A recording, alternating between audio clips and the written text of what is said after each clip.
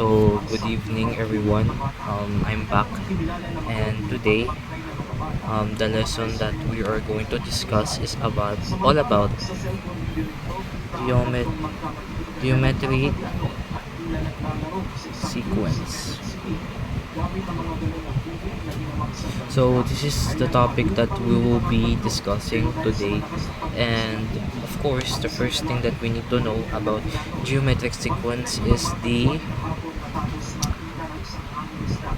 formula.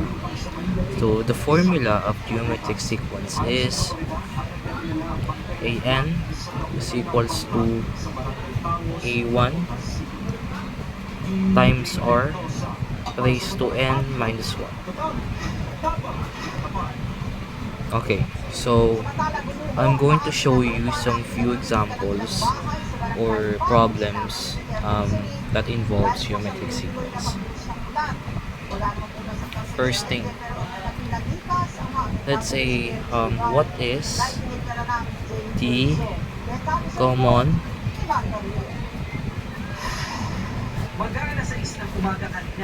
ratio of the sequence. The sequence 3, 6, 12, 24. And in order to know the most basic formula to know the common ratio of a sequence is r is equals to a sub 2 over a sub 1. Just need to divide the second term with the first term. If ganito yung um, problem, if ganito yung simple problem. So of course, r common ratio is equals to 6 over 3 and our common ratio is 2. Yan. So yan muna. Common ratio natin is 2 kasi pag tinimes natin to, 3 times 2, 6. 6 times 2, 12. 12 times 2 is 24. And that's for the simple questions pala. Then for the second one,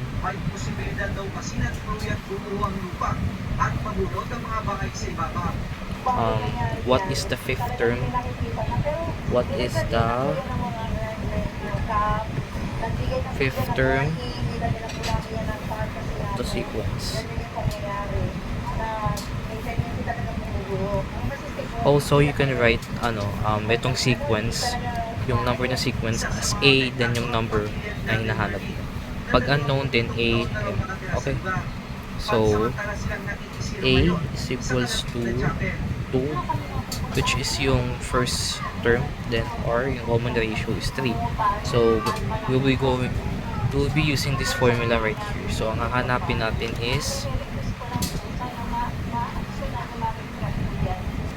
a5 is fifth term is equals to 2 first term, then r, which is 3, multiply mo lang, then n natin is 5 minus 1. So ito na yon. So a5 is equals to 2 times 3 raised to 4. Okay, so now multiply lang natin. So ito 2 times 3 raised to 4, which is 3 times 3 times 3 times 3. 3 times 3 is 9, times 3 is 27, and 27 times 3 is 81. So 81.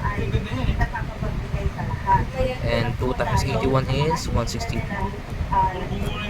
There you go. That will be your fifth term. Okay, next question.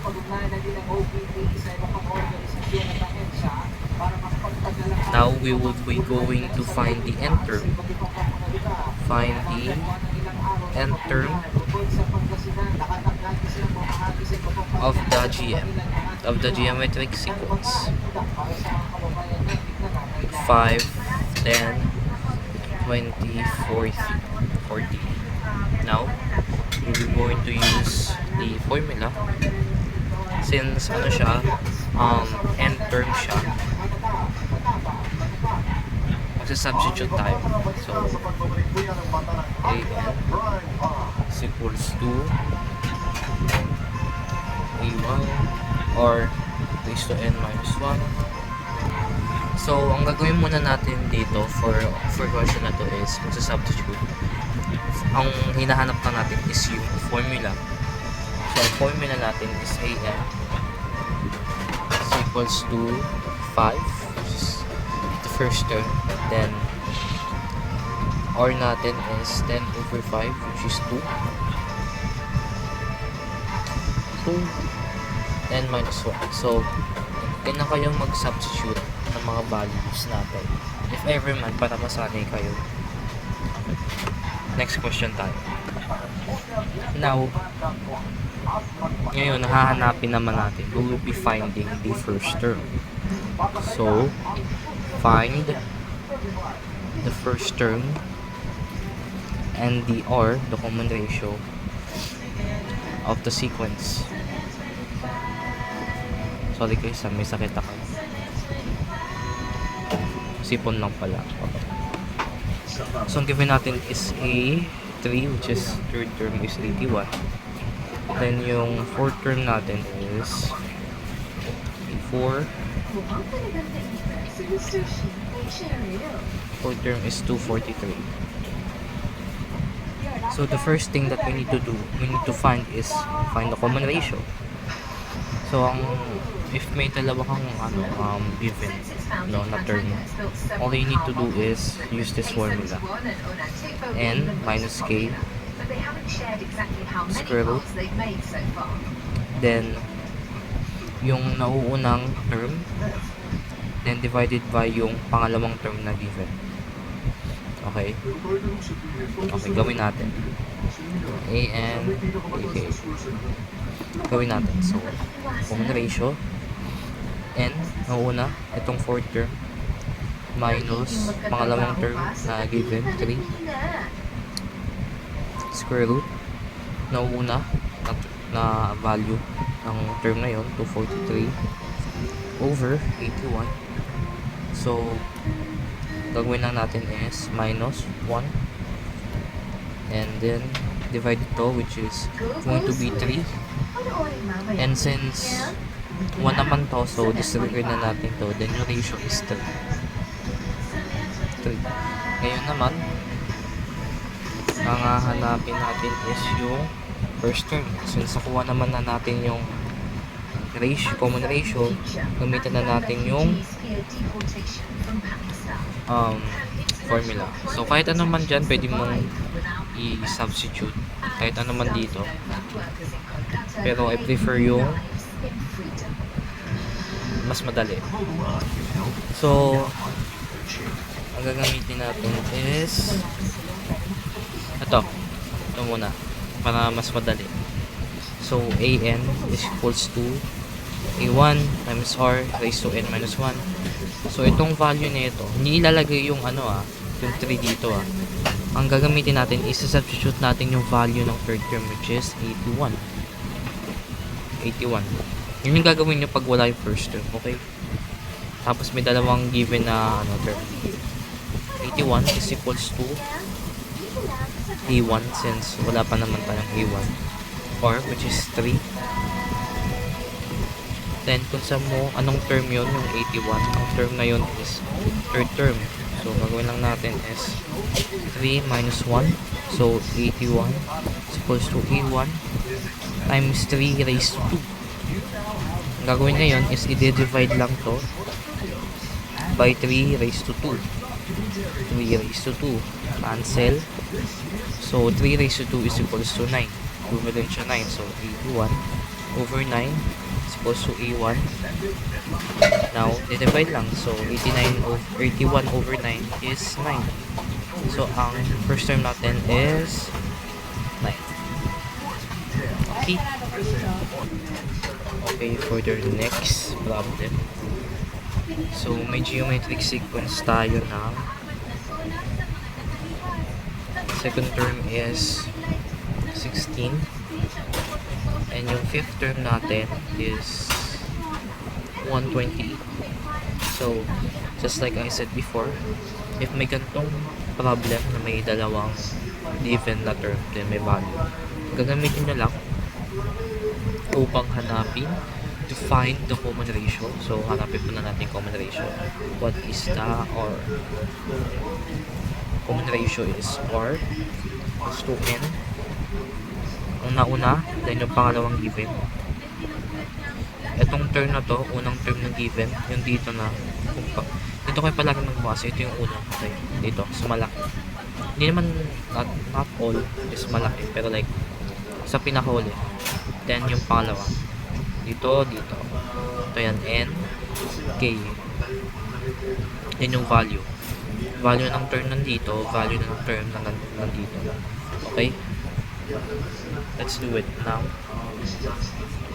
R is equals to term, fifth term, 5, minus pangalawang term na nag-give mo 2, square root. Then yung value ng fifth term is 128 over 16, pangalawa. Then divide na tayo. So, ito 3. And ito 128 over 16 is 2. Now, yung cube root ng 8 is 2. So, ang common ratio natin is 2. Okay? Yun na. So, yun muna yung common ratio natin. Na hinahanap lang naman dito sa problem na to is yung common ratio. So, we found the common ratio. Okay? Okay, so we will be having a different problem. Let's increase the intensity of our discussion problems. So number 6, insert 4 geometric means. So geometric means is the numbers that is in the middle, or not literally in the middle, but like between the numbers given. So means between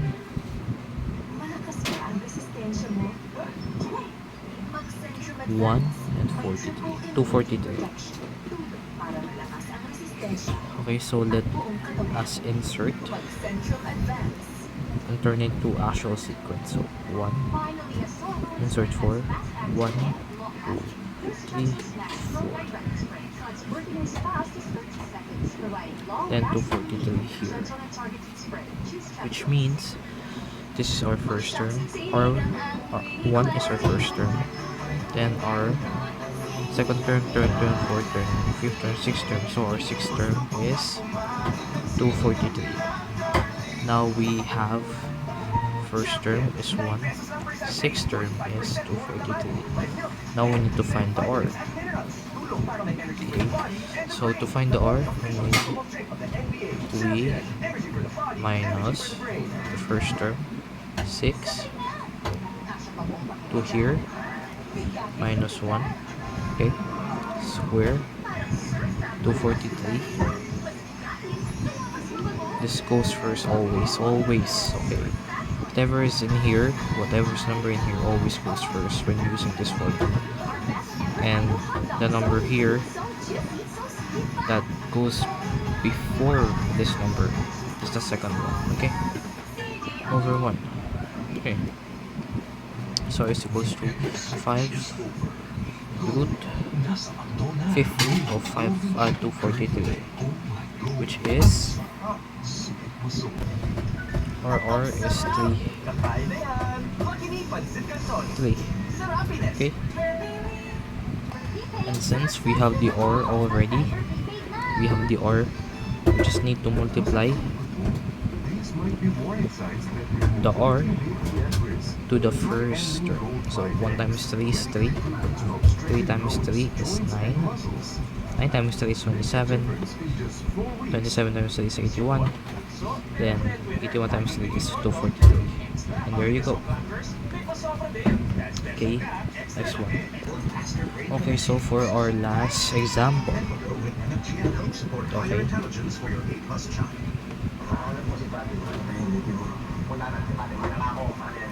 The third term of the sequence is 36, and the common ratio or is 2. And I would like you to solve that. You might want to take a pause. Okay.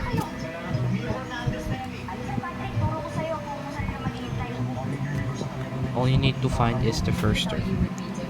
What is the first term? I forgot to mention. Okay. Now let's solve. So, of course, as always, we'll be using this formula an equals to a1 times r raised to n minus 1. And we have here, which is a3 is equals to 36. And our common ratio is 2. The only term that we need to find is the first term. By using this, we will be substitute the values. Okay, so a3, we don't put a3, we put the value of the a3, so 36. Always, if we're going to find the a1, the first term, and you have these two given, always put the value. Okay, 36 is equals to a1, which is unknown, times 2. And what is the term that we got this value from? 3. So 3 minus 1 is 2. So 36 a1, then we just need to divide this here, 2. Okay, so which is 4. 36 over 4 is 9. Yes, of course, 9. So yeah. Okay, let's go. So my tip is, whenever you encounter this type of problem in your math class, you need to use the formula like I've discussed earlier. The formula, which is r is equals to n minus k root an k. Okay, the last given, the term of the last given, and the value of the term of the last given, and the given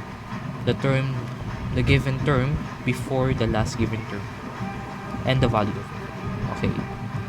Okay, if you encounter this type of problem, use this method, and you need to list down the sequence in order to find out what term are we finding. Okay. Okay, that's all. And if you have any questions or problems, just comment down below and subscribe. That's all. Thank you.